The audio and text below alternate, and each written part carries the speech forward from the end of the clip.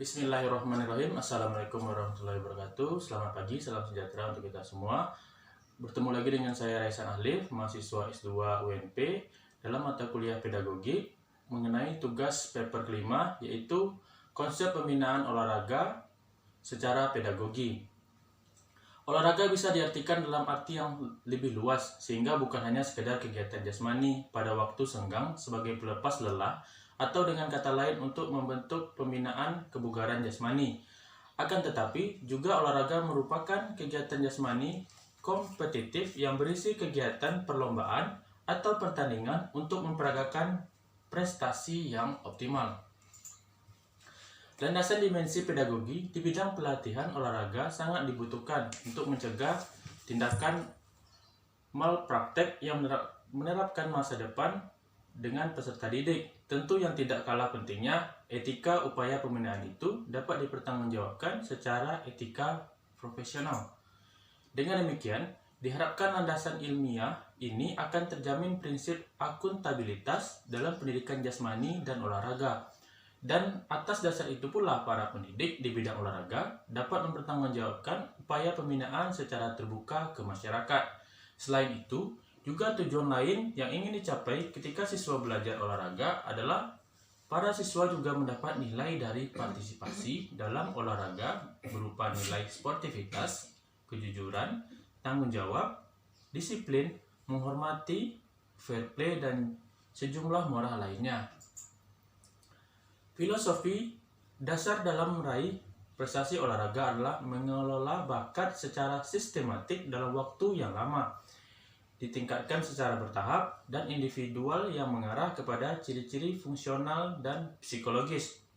Manusia untuk mencapai sasaran yang ditentukan, pelatih merupakan suatu konsep yang lebih kompleks, tidak seperti membangun gedung dan jembatan. Kalau mau cepat, kerjanya harus dilakukan siang dan malam. Kenyataannya telah terjadi kesenjangan antara konsep di atas dengan aplikasi di lapangan. Banyak cabang olahraga di Indonesia yang mengkhususkan satu cabang olahraga saja pada anak dengan dalil pembinaan usia dini. Penanaman olahraga sedini mungkin, kalimat seperti ini sering kali terucap di masyarakat. Akibatnya adalah berjatuhnya korban pada atlet yang tidak mampu mencapai kinerja optimal pada usia emas atau golden age. Praktik melatih anak yang spontan, ambisius, dan kurang bertanggung jawab menghasilkan berbagai akibat yang buruk. Kita sering melihat para atlet potensial mengalami cedera dan meninggalkan olahraga. Menurut Bompa 2009, mengatakan seorang pelatih perlu memiliki pengetahuan akan ilmu olahraga, sport science, menghadiri konferensi ilmu olahraga dan seminar pelatihan, berinteraksi dengan pelatih lain, menyusun suatu rencana pelatihan mencerminkan pengalaman yang dimiliki, yang diperoleh dari pengalaman semua bidang. Pedagogi olahraga atau sport pedagogi merupakan sebuah disiplin yang terpadu dalam struktur ilmu olahraga. Pedagogi adalah sebuah disiplin ilmu olahraga yang melandasi semua praktek dalam bidang keolahragaan yang mengandung maksud dan tujuan untuk mendidik. Penguasaan tentang ilmu pedagogi olahraga dapat membantu pelatih dan guru pendidikan jasmani dalam merancang program melatih dan pembebanan latihan yang sesuai dengan pertumbuhan dan perkembangan atlet.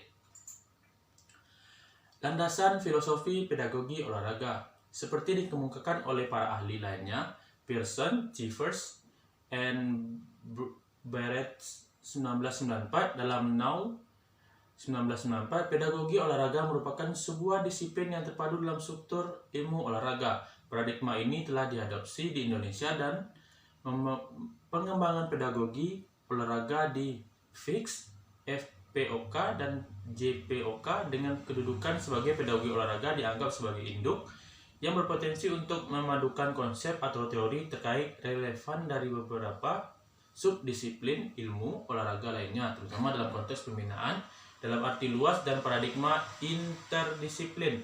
Menurut Mateuyev dalam Rusli-Lutan 1988, pandangan ini tidak berbeda dengan tradisi di Jerman yang menempatkan pedagogi olahraga dalam kedudukan sentral dan struktur ilmu olahraga.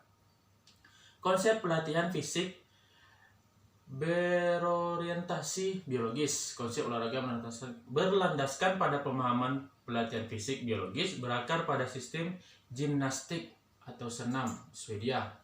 Konsep pendidikan melalui gerak pedagogistik. Jika dalam model pertama, orientasi pada adaptasi biologis. Dalam model kedua ini, orientasi pada fungsi eksplorasi dan komunikasi dari gerak. Fungsi eksploratif ini merujuk ke kenyataan bahwa anak khususnya kontak dengan dunia dan mengeksplorasi serta memperluas dunia secara menggerak dirinya untuk memanipulasi lingkungan. Fungsi komunikasi merujuk kepada masyarakat bahwa manusia dapat berkomunikasi dan belajar peranan sosial melalui gerak dan bermain. Kerangka teoritis ini berlandaskan pada fenomenologi, pedagogi, hermeneutik, dan psikologi humanistik. Struktur kurikulum yang rujuk ke gagasan ini adalah sebagai berikut. Yang pertama tujuan, yang kedua isi, yang ketiga metodologi, yang terakhir yaitu evaluasi.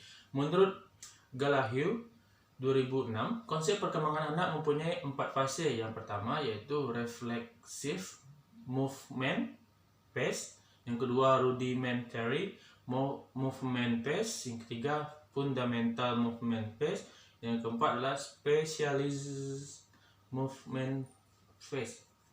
Aplikasi pedagogi olahraga dalam latihan. Pelatih harus mempunyai kemampuan merencanakan program latihan yang tepat kepada tiap-tiap individu. Tiap atlet adalah berbeda dalam kepribadian, karakteristik fisik, perilaku sosial, dan kapasitas intelektual. Secara spesifik, struktur dalam program latihan harus bermakna bagi atlet, baik secara objektif maupun subjektif, melalui pengamatan. Dan yang paling penting adalah memahami konsep pertumbuhan dan perkembangan motorik atlet.